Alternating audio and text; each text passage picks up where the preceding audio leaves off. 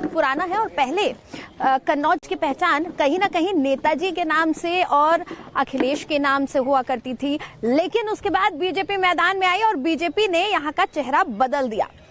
यहाँ से नेताजी मुलायम सिंह यादव भी सांसद रह चुके हैं, तो वहीं पिछली बार डिंपल भाभी को हराकर बीजेपी के सुब्रत पाठक यहाँ चुनावी मैदान में अपनी टाल ठोक चुके हैं। इस बार के चुनावी मैदान में एक बार फिर कड़ी टक्कर होने वाली है समाजवादी पार्टी और भाजपा के बीच, लेकिन मुकाबले को दिलचस्प बनाने के लिए और अखिलेश यादव के पीडीए के फॉर्मूले पर आघात करने के लिए इस बार बसपा की तरफ से अखिल अहमद चुनावी मैदान में है। देखना होगा क्या होगा इस बार के चुनावी मैदान के नतीजों में। सबसे पहले आपको प्रत्याशी बता दें कि मौजूदा sitting MP Subrat Pathak ji BJP से चुनाव मैदान में है, तो वहीं दूसरी तरफ समाजवादी पार्टी के राष्ट्रीय अध्यक्ष अखिलेश यादव इस बार कन्नौज से चुनाव मैदान में उतर चुके हैं। वहीं जैसा कि हमने बताया, बसपा की तरफ से इस बार इमरान बिन जफर को चुनाव मैदान में उतारा गया है और आज इन तमाम प्रत्याशियों को लेकर हम बात करेंगे कि कन्नौज की जनता के लिए कौन अहम है। क्या एक बार फिर कन्नौज में कमल खिलेगा या फिर इस बार विकास की साइकिल दौड़ेगी, या कहीं ऐसा तो नहीं कि हाथी पर सवार होकर इस बार यहाँ का सांसद संसद तक पहुंचे। तो कार्यक्रम की शुरुआत करते हुए सबसे पहले तारुफ करवा दूं हमारे खास मेहमानों का, जो आज इस चर्चा में हमारे साथ रहने वाले हैं। भाजपा की तरफ से हमारे साथ मुनीश मिश्रा जी मौजूद हैं, जो कि जिला उपाध्यक्ष हैं। बहुत बहुत स्वागत है आपका। साथ ही हमारे साथ समाजवादी पार्टी की ओर से रोविंद यादव जी हैं, जो कि राष्ट्रीय सचिव हैं समाजवादी लोहिया वाहिनी के। बहुत बहुत स्वागत है आपका। इसके साथ ही साथ हमारे साथ बसपा के केडी वर्मा जी जुड़े हुए हैं, जो कि विधानसभा प्रभारी हैं कन्नौज के। बहुत बहुत स्वागत है आपका। और कांग्रेस की तरफ से हमारे साथ मोहम्मद साकिर हुसैन जी जुड़े हुए हैं, जो कि जिलाध्यक्ष हैं कन्नौज के। बहुत बहुत स्वागत है आपका। सबसे पहले देखिए, क्योंकि समाजवादी पार्टी को हराकर भाजपा इस बार सांसद भाजपा का चुना गया था, तो सबसे पहले सवाल आपसे ही होगा, इस बार किन मुद्दों को लेकर चुनाव मैदान में जा रहे हैं, क्योंकि जो लड़ाई है वो आसान तो नहीं होगी। खुद अखिलेश यादव चुनाव मैदान में है। हमारे 5 साल योगी जी और मोदी जी का 10 साल का कार्यकाल, इतनी जन कल्याणकारी योजनाएं समाज में दी हैं, उन विकास के मुद्दों के माध्यम से ही हम लोग चुनाव मैदान में हैं। कौन सी योजना? हमारी जन कल्याणकारी योजनाओं में सबसे महत्वपूर्ण आयुष्मान कार्ड, हर घर नल योजना, हमने आवास 3 करोड़ से ज्यादा आवास दिए, शौचालय दिए, उज्ज्वला योजना दी, किसानों को अन्न धन योजना के माध्यम से 80 करोड़ लोगों को लाभान्वित करके अन्न धन दिया, किसान सम्मान निधि दी और चौमुखी विकास के माध्यम से पूरे उत्तर प्रदेश से लेकर में इतने हाईवेज, मेडिकल कॉलेज, एम्स, ये तमाम ऐसी योजना। पाठक जी ने भी तो कुछ किया होगा, सांसद साहब ने भी तो कुछ किया होगा, या सिर्फ केंद्र सरकार, पीएम मोदी और केंद्र सरकार को लेकर आप चुनाव मैदान में हैं? गाजीपुर से गाजियाबाद तक का हाईवे, ये सुब्रत पाठक की पहल पर, रेलवे का आधुनिकीकरण, यहाँ पर 6 काउंटरों पर 6 रेलवे स्टेशनों का ठहराव हुआ है ट्रेनों का, ये सुब्रत पाठक की पहल पर ही हुआ है। और 12,000 दिव्यांग उपकरण, जो कि एक पुण्य कार्य माननीय सांसद जी ने पूरे लोकसभा में किया है। ये जन कल्याणकारी योजनाएं, और आप कह रहे हैं कि लड़ाई बहुत कठिन होने वाली है। हाँ। कोई लड़ाई नहीं है। हमारे पास आम जनमानस माननीय मोदी और योगी जैसे चेहरा है, जिनके दम पर हम अखिलेश यादव को यहाँ से धूल चटाकर सैफई भेजने वाले। रोहन जी, अखिलेश यादव को धूल चटाकर सैफई वापस भेजने की बात कह रही है भाजपा। आपके पास कुछ मुद्दे हैं या फिर सिर्फ यादव परिवार और नेताजी का नाम के साथ आप चुनाव मैदान में हैं? मैडम, अभी आप अगर सैफई से आई होंगी या हाईवे से आए होंगे, जो आपने फोल्ड एंड रोड सड़क देखी होगी, बाया छिबरामऊ से बिधुना तक, ये समाजवादी होगी देना। फरुखाबाद से आप आई होंगी तो आपने 4 लेन सड़क देखी होगी, छिबरामऊ से लेकर फरुखाबाद तक समाजवादी पार्टी देना। आप ताजु ट्रेन गई होंगे, मोहम्मदाबाद जाएंगे तो हमारी देन है, तालगांव से जाएंगे तो हमारी देन है। इन्होंने जो कहा, 8 बार जमानत जब्त कराई हमारे प्रत्याशी ने, आदरणीय अखिलेश यादव जी के खिलाफ जो चुनाव लड़ पाते थे ये लोग, ये वही सांसद जी हैं। अब मैं बता दूं आपको, आदरणीय सांसद जी, यहाँ के नेता कितने बौखलाए हुए हैं। आप समझिए, मोदी जी हाँफ रहे हैं, बाबा भाग रहे हैं। पहली बार ऐसा हो रहा है उत्तर प्रदेश में कि प्रधानमंत्री जी कन्नौज में रैली नहीं कर पा रहे। पहली बार उनको भी गांधी जी को लग रहा है अखिलेश यादव जी 4.5 लाख करीब 4 लाख वोटों से जीतने जा रहे हैं। मोदी जी ने जनसभा नहीं किया अभी कन्नौज में, सवाल का जवाब नहीं इनके पास। और ये क्या बात करेंगे विकास की? बताइए, मेडिकल कॉलेज हमारा बनाया हुआ, कैंसर अस्पताल हमारा बनाया, ससिया अस्पताल हमारा बनाया हुआ, मेडिकल कॉलेज हमने, मोदी स्कूल हम लोगों ने बनाया। इन लोगों ने किया कि हाँ किया, सांसद जी ने वो बता रहे हैं ना, दिव्यांगों के लिए स्कूल बनाया है, हमने बनाया है। मोदी ने स्कूल समाजवादी पार्टी की देन है भाई, झूठ बोलते हैं ये। और मैडम मैं बताऊंगा, मैडम मैं बताता हूँ इन्होंने किया क्या है। वर्मा समाज से कहा सुनो महाराज, खरीदा है तुम्हें, पाल समाज से कहा है पिछड़े, तुम्हारी हैसियत नहीं है, तुम बीजेपी में टिकट मांगो। और बताइए एक IAS को, एक दलित तहसीलदार को इतना पीटा मैडम, इतना पीटा, उसके बच्चे कांपते रहे, कहाँ पे। और मतलब आप कह रहे जातिवाद फैला रहे हैं? मैडम कोई काम ही नहीं किया, प्योर जातिवाद। आप छिबरामऊ का इंस्पेक्टर देख लीजिए किस जात का है, आप देख लीजिए तालिग्राम में किस जाति का इंस्पेक्टर है, आप चले जाइए गुस्सागंज किस जाति का इंस्पेक्टर है, आप चले जाइए कन्नौज में किस जाति का इंस्पेक्टर है। ऐसे अनेकों उदाहरण है कि इन्होंने अपने ही जातियों के लोगों का काम किया है। इन्होंने मैडम कोई काम यहाँ नहीं किया। आप जब भी यहाँ से निकले, आप कभी इधर आई होंगी, आपने जो भी देखा होगा, और ये जो रोड देख रही, इस रोड से भी आप आई हैं, ये समाजवादी पार्टी की ही देन, आदरणीय अखिलेश यादव जी की देन। और आप जानती है कन्नौज की पहचान इत्र और इतिहास की नगरी रही है, आदरणीय अखिलेश यादव जी की रही है, आदरणीय नेताजी की रही है। ठीक है, आप कह रहे हैं कि मुस्लिमों के लिए स्कूल आपने बनाया, वो कह रहे हैं, जो कह रहे हैं ये सूप बोले तो बोले, चलनिया बोल रही है जिसमें 72 थे, हत्या, अपहरण, डकैती, बलात्कार, इनके उद्योग हुआ करते थे। मैडम मैं बता देना चाहता हूँ, इन्होंने जो नंगा नाच यहाँ पर किया है, 36 बसें रुकवाकर घिरोर में, माननीय मुलायम सिंह यादव मुख्यमंत्री थे, उनके बेटा वहां पर सफाई में नाच करवा रहे थे, और 36 बसों पर बाप के सामने बेटी का बलात्कार, भाई के सामने बहन का बलात्कार, ये हत्या यहाँ पर एक नहीं, नीरज मिश्रा की हत्या, जो कि मेरा भाई था, एक नौजवान जिसने अखिलेश को बूथ पर लूटने के लिए रोका था, इन्होंने उसका सर कटवा दिया, धड़ से अलग करवा दिया, लाश को गायब करवा दिया।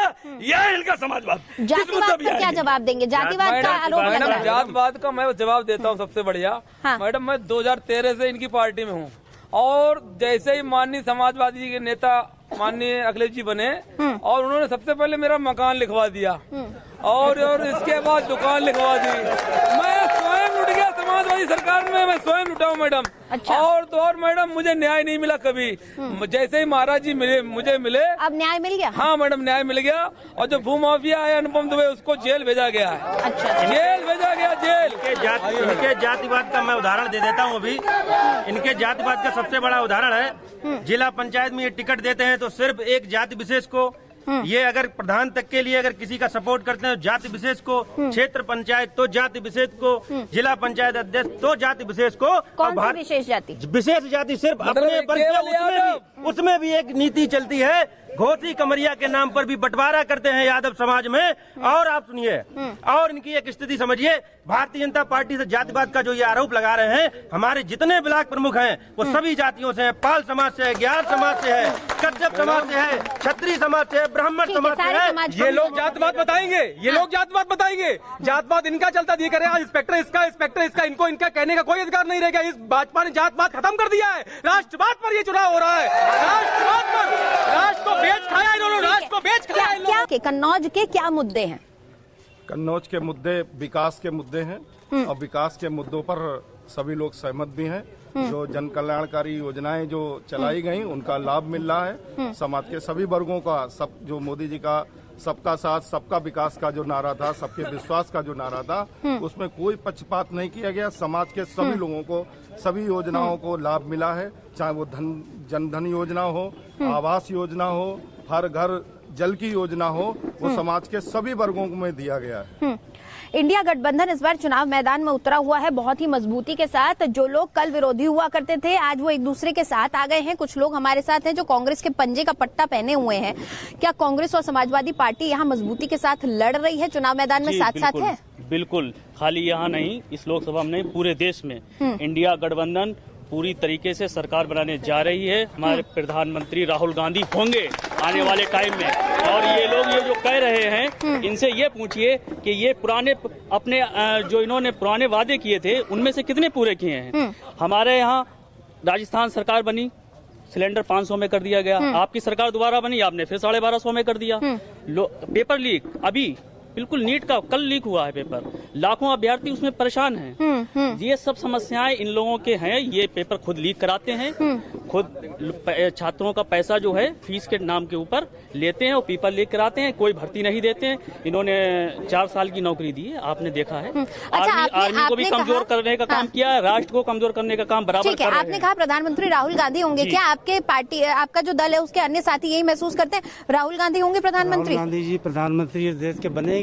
अच्छा। भारतीय जनता पार्टी पूरी तरीके से हार रही है। हाँ। मोदी जी बौखलाए हुए हैं। हाँ। हिंदुस्तान की बात नहीं करते हैं, वो पाकिस्तान पे जाते हैं, वो हिंदू मुसलमान पे जाते हैं। विकास की बात मोदी जी नहीं करते हैं। ठीक है, राहुल गांधी बनेंगे प्रधानमंत्री? हाँ, राहुल गांधी प्रधानमंत्री बनेंगे। अच्छा, प्रधानमंत्री बताइए। राहुल गांधी जी प्रधानमंत्री क्यों नहीं बन सकते हैं? मेरा मानना है प्रधानमंत्री कोई भी बने, उत्तर प्रदेश से होना चाहिए, गुजरात से नहीं होना चाहिए। मैं अपने यूपी का प्रधानमंत्री चाहता हूँ। ठीक है, ठीक है। राहुल गांधी जी यूपी में सबसे अधिक प्रधानमंत्री दिए। मैं फिर चाहता हूँ यूपी से प्रधानमंत्री हो कोई भी हो। अखिलेश यादव, राहुल गांधी, एक शांत हो जाइए, शांत हो जाइए। और मैं इनसे पूछना चाहता हूँ, नहीं, आपकी पार्टी की रैली नहीं है ये, आपकी पार्टी की रैली नहीं। एक मिनट, मैं पूछना आप पहले आप मेरे सवाल का जवाब दीजिए। आप कह रहे हैं उत्तर प्रदेश से होना चाहिए प्रधानमंत्री। राहुल गांधी जी वायनाड से चुनाव लड़ चुके हैं, वायनाड से सांसद बन गए, तो राहुल गांधी कैसे उत्तर प्रदेश से होंगे? नागरिक नहीं है क्या? अच्छा, अच्छा, मैं इनसे पूछना चाहता हूँ, सांसदी का चुनाव लड़ने के लिए वायनाड क्यों जाना पड़ता है? अरे भारत का प्रत्येक मतलब संविधान में वर्णन है, एक व्यक्ति 2 जगह से चुनाव लड़ सकता है, उसे संविधान ने स्वतंत्रता दी हुई है। भारत का हर व्यक्ति स्वतंत्र है, वो कहीं से भी चुनाव लड़ सकता है, इसमें क्या पाबंदी है? अमेठी पे कुछ कहेंगे? अमेठी पे वो उनका पर्सनल मैटर है, हम क्या कहें? चलिए, वो उनका पर्सनल मैटर है। अब ये बताइए, राहुल गांधी प्रधानमंत्री बनेंगे, अखिलेश यादव प्रधानमंत्री बनेंगे, नीतीश जी प्रधानमंत्री बनेंगे, शरद पवार प्रधानमंत्री बनेंगे, या फिर लालू प्रसाद यादव प्रधानमंत्री बनेंगे? अफेयर बहुत लंबी है। स्थिति साफ है, 2 चरणों में। ऑडियो आ रहा है? ऑफ हो गया था अभी, अब ऑन है। बहुत लंबी फहरिस्त है प्रधानमंत्रियों की। मैडम, आपने जैसे चुनाव देखा होगा, हाँ, पहले चरण में भाजपा करी थी कि 400 पार 400 पार। एक चरण निपटा, भाजपा निपटी 350 पे। दूसरा चरण निपटा, भाजपा हाफने लगी। आज 3 चरण की वोटिंग हो चुकी है, लगभग समाप्त होने को। भाजपा अब इससे 4 तारीख सरकारी बन जाए। मैडम, मैं बता दूं कि स्पष्ट रूप से इंडिया गठबंधन सरकार जनने जा रही है। 4 तारीख को जिसकी सीटें ज्यादा होंगी वो हम लोग बैठ के फैसला ले लेंगे। और मैडम, अभी तक ज्यादातर देश ने गठबंधन की प्रधानमंत्री दिए हैं और काम किया। एम्स किसने ज्यादा बनाया? सवाल तो मैडम ये है, सवाल ये रोजगार कैसे ज्यादा हो। बीजेपी कह रही है हमने हर जगह एम्स दे दिया। कहाँ दे दिया मैडम? आपको कहीं दिखा? आपको कहीं दिखा? मैंने तो बहुत सारे एम्स कहाँ देखा मैडम? यहाँ कुछ नहीं है मैडम। खाली जमीन दिखाई माननीय अखिलेश यादव जी ने बिजली के तार बिछाया, सड़कों का जाल बिछाया। उन्होंने पैरा मेडिकल कॉलेज बनाया, 220 छिबराओं दिया, 100 सैया अस्पताल बनाया। अब भारत की जनता चिल्ला रही है कि अच्छे दिन ना अच्छी रात झूठी निकल गई, हर बात मोदी लौट जाओ गुजरात। आप एम्स गिना रहे थे, आगे आइए, आ जाइए, आ जाइए। यहाँ पर एक युवा है, ये एम्स गिना रहे थे हमें, क्योंकि सवाल उठ रहा था कि क्या एम्स हैं, वाकई हैं? कहाँ कहाँ बने एम्स? गोरखपुर, जौनपुर, मुरादाबाद, यहाँ सब हमारे माननीय योगी जी ने 8 नए मेडिकल कॉलेज बनाए हैं। मेरे युवा साथी, आप गूगल पे सर्च करके देखिए, आजकल सब चीजें गूगल पे मिल जाती है। ठीक है। अच्छा, आधी आबादी के लिए कन्नौज के लिए क्या मुद्दे? एक मिनट, मैं पहले महिलाओं से बात कर लूँ एक बार। आधी आबादी के क्या मुद्दे हैं यहाँ पर? कन्नौज के क्या मुद्दे हैं महिलाओं के लिए? महिला सुरक्षा कोई मुद्दा है? अच्छा, 7 तारीख है, वोटिंग हुई है।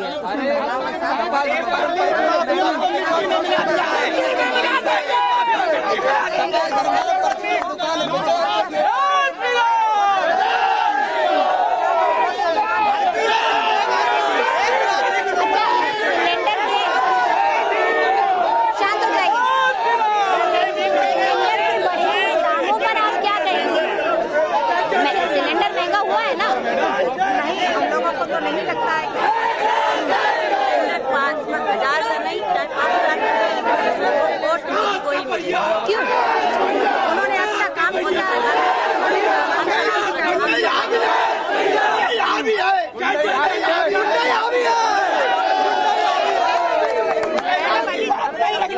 हर मोदी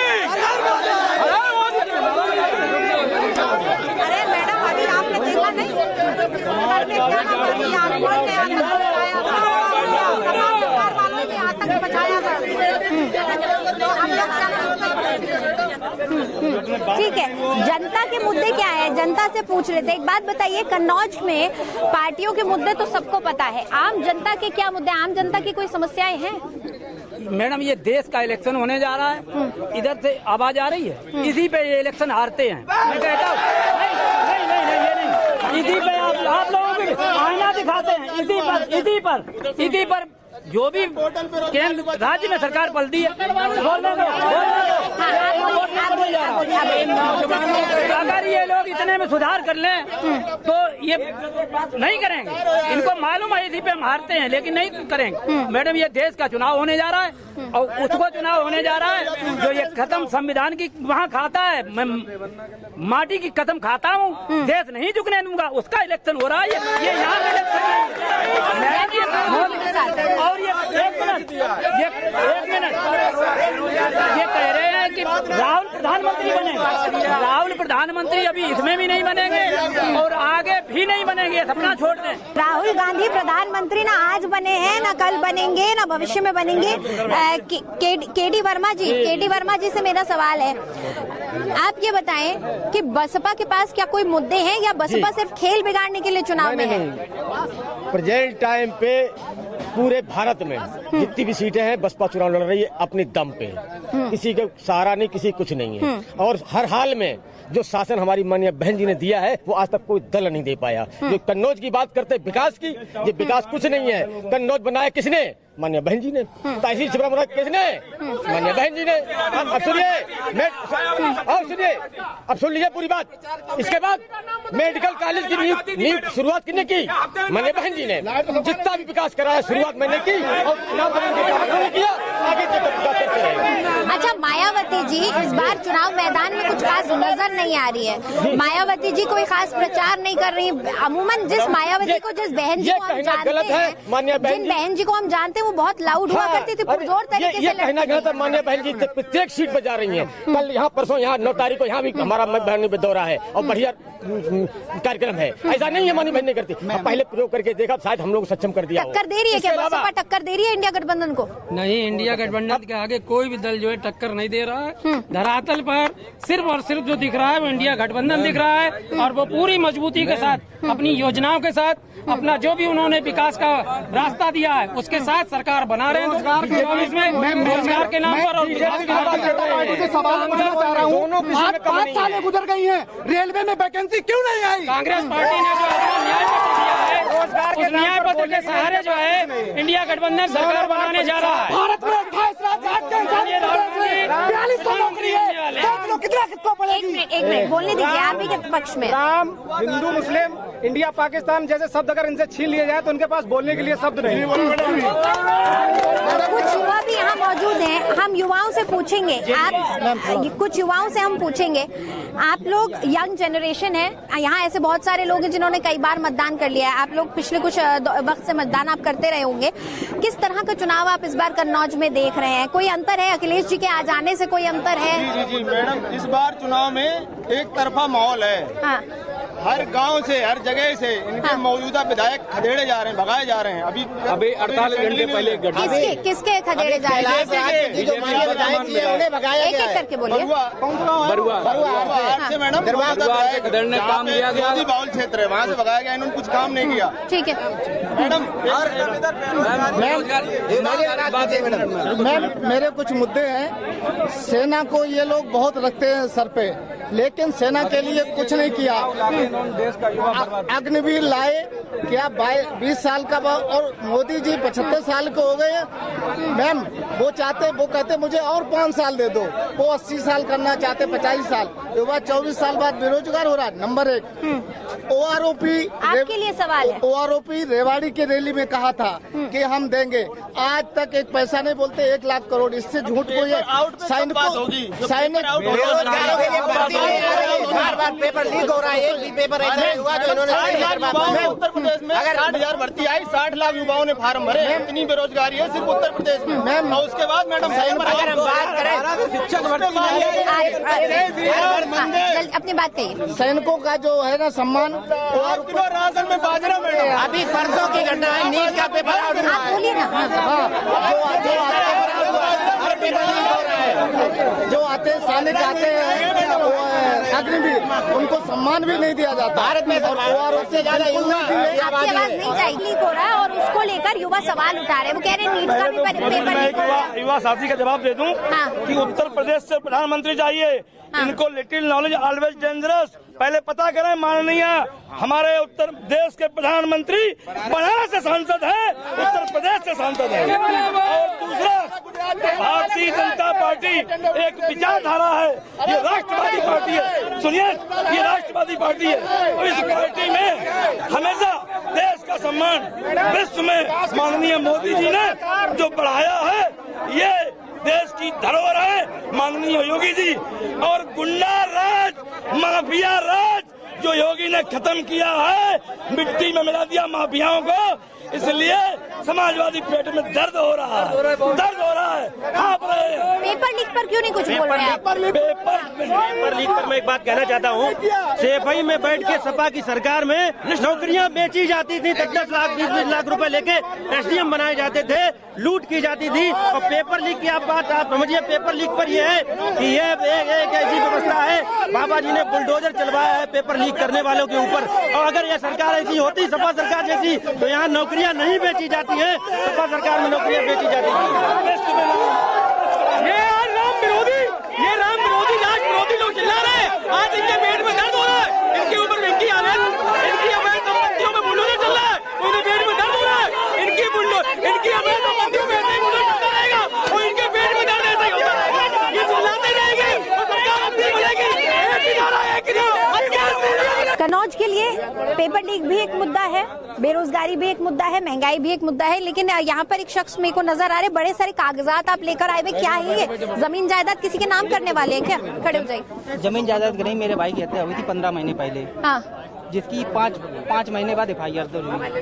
और FIR दर्ज होने के बाद भी आज दिन तक अभी तक आरोपी गिरफ्तार नहीं हुए। क्यों नहीं हुआ गिरफ्तार? क्योंकि उसमें जो आरोपी हैं उसमें मतलब क्या नाम है, राजनीतिक लोगों का हाथ है और उसके बाद जो यहाँ के क्षेत्रीय नेता है उनका पूरा सहयोग है जो आरोपी हैं उनके ऊपर। इस वजह से इसमें नहीं गिरफ्तारी हो रही है। तो आप कह रहे हैं भेदभाव किया जाता है न्याय व्यवस्था में भी? जी, न्याय व्यवस्था दुरुस्त हो चुकी है यहाँ पे बिल्कुल। मेरे शिवरामू विधानसभा 196 में न्याय कानून व्यवस्था बिल्कुल ठीक है। हाँ, लॉ एंड ऑर्डर ध्वस्त हो गया है कैसे? पूरी तरीके से पूरे देश में लॉ एंड ऑर्डर ध्वस्त है, जिसका एकमात्र जीवंत उदाहरण जो है कर्नाटक का है, जहाँ पूर्व प्रधानमंत्री का पोता और जो पूर्व मुख्यमंत्री है उनका भतीजा लगभग 400 महिलाओं के साथ बलात्कार करता है, उनके 3000 से ज्यादा न्यूड वीडियो बनाता है। और उससे हमारे माननीय प्रधानमंत्री जी कहते हैं नारी शक्ति, नारी का सम्मान। क्या यही नारी का सम्मान है? हाथरस से लेकर उन्नाव तक, जहाँ तक देखिए महिला का बलात्कार हो रहा है, उसका चीर हरण हो रहा है। और ये सरकार आंखें बंद करके बिल्कुल महिला के नाम पर और अत्याचार कर रही है। और लॉ एंड ऑर्डर जवाब नहीं लेते। लॉ एंड ऑर्डर को लेकर सवाल उठ रहा है और कहा जा रहा है कई लोगों ने, यहाँ पर इंडिया गठबंधन से जुड़े लोगों ने बार बार महिला सम्मान और महिला सुरक्षा को लेकर सवाल उठाए हैं। ये वो लोग कह रहे हैं जिनके नेता ये कहते थे लड़के हैं गलती हो जाती है, वो महिला के सम्मान की बात करेंगे। और जो ये लोग जब कह रहे कांग्रेस के होते हुए पहली बार इनकी बुद्धि पे हम कह रहे हैं। कर्नाटक में कांग्रेस सरकार और विपक्ष के ऊपर का नाम आप आरोप लगा रहे हैं, वहाँ तो भाजपा विपक्ष में है। आपका काम है, आपकी सरकार है कर्नाटक में, आप उस पर जांच कराइए, जो अपराधी उसको जेल में दिए। आप उल्टा क्यों उसका नाम समझा रहे हैं? और सबसे बड़ी बात है महिला सम्मान की बात। महिला सम्मान की बात है, आपने देखा होगा कि शौचालय जो माननीय मोदी जी ने बनवाया है, कहीं ना कहीं हमारी माताएं बहनें जो खुले में शौच जाती थी, कहीं ना कहीं उनके खिलाफ जो गलत निगाह से लोग देखते थे, कहीं ना कहीं मोदी जी ने ये सम्मान सुरक्षित कराया। इज्जत घर के रूप में आज 10 करोड़ इज्जत घर बनवाए। आप कहते हैं कन्नौज में शौचालय 3 लाख बनाया गया है कन्नौज में। ये बात करेंगे महिला सम्मान की, ये संदेश खाली में क्या हो रहा है? ये महिला सम्मान की बात करेंगे? ये इनके प्रमुख नेता बोलते हैं बच्चे हैं गलतियां हो जाती हैं, ये सम्मान करेंगे महिला का? महिला का सम्मान ये करेंगे बहन मायावती की सुरक्षा और उनकी जान को बचाया हमारे स्वर्गीय ब्रह्मदत्त द्विवेदी ने। मैडम, मैं ये कहना चाह रहा हूँ, माननीय मोदी जी ने जो वादे किए थे रोजगार को लेके, जनता को लुभाया था, युवाओं को तमाम स्कीमें बनाई थी, उसके बाद जवाब में उन्होंने क्या दिया? जुमले दिए और तेल, चना, राशन देकर अग्निवीर जैसी योजनाएं, पुलिस भर्ती जैसी प्रक्रिया हुई जो 5 साल बाद भर्ती आई, उसमें पेपर 100 रुपए में गलियों में दुकानों में बटा है। ये जो बेरोजगार युवा है कानपुर में, इलाहाबाद में, प्रयागराज में 5-5 साल से तैयारी कर रहा है, जो इस आस में है, जिसकी माँ इस आस में है कि मेरा बच्चा कल सफल हो जाएगा तो आर्थिक स्थिति हो जाएगी, सुधर जाएगी और बहन की शादी हो जाएगी। उसके नाम पे क्या आता है? पेपर लीक हो चुका है, पेपर होने से 2 दिन पहले ही बच्चों के पास पहुंच चुका है, जिन्होंने 10-10 लाख रुपए दिए उनके पास।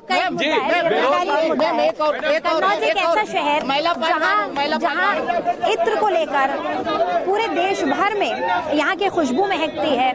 कन्नौज एक ऐसा शहर जो ऐतिहासिक है। कन्नौज एक ऐसा शहर जहां सुबह की पूजा में इस्तेमाल होने वाली अगरबत्ती और धूप बत्ती से लेकर देर रात को इस्तेमाल होने वाले आपके घरों में